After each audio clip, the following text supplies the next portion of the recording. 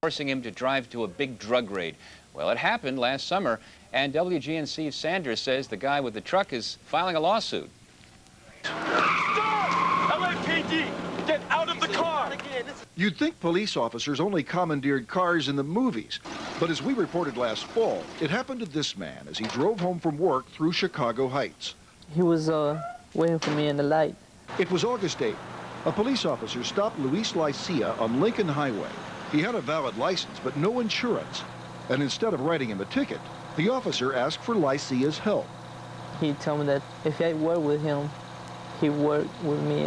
He told me that the ticket is going to cost me $200. If I take him to 12th Street, it's going to cost me none.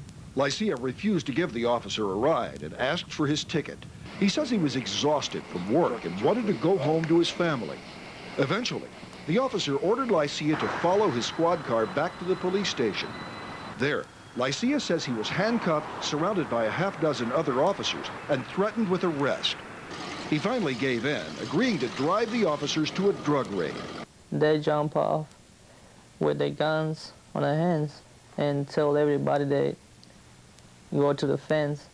Lycia sat in his truck, stunned, nervous, and frightened that there might be a shootout and that he'd be mistaken for police. After an internal investigation, former police chief Jerry Billups suspended the policeman who stopped Lycia on Lincoln Highway. In this memo, Billups told Lieutenant Brian Smith, "It is not part of our job to put citizens at risk. Discretion is not to be used for intimidating a person to do something he does not want to do." Lieutenant Smith was suspended without pay for 2 days. It's the most outrageous constitutional violation I've ever come across. Kenneth Dobbs is Luis Lycia's attorney. He says the police practically kidnapped his client. They had no reason to hold him in custody, and they had no reason to threaten him with the loss of his liberty and his safety by saying, you either go to jail or you go on a drug raid.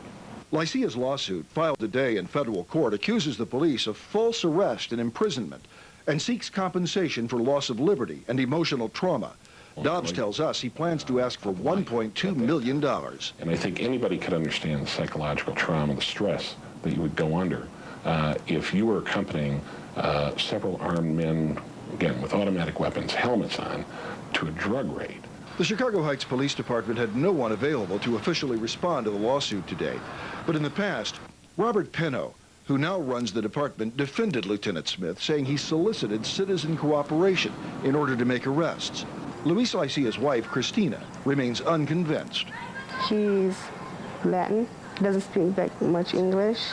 I think they just took a shot at using him and thinking nothing would happen. And the attorney, Kenneth Dobbs, he hopes to find out if this has happened to other minorities in Chicago Heights. What he wants to do is go over citizen complaints to look for any patterns.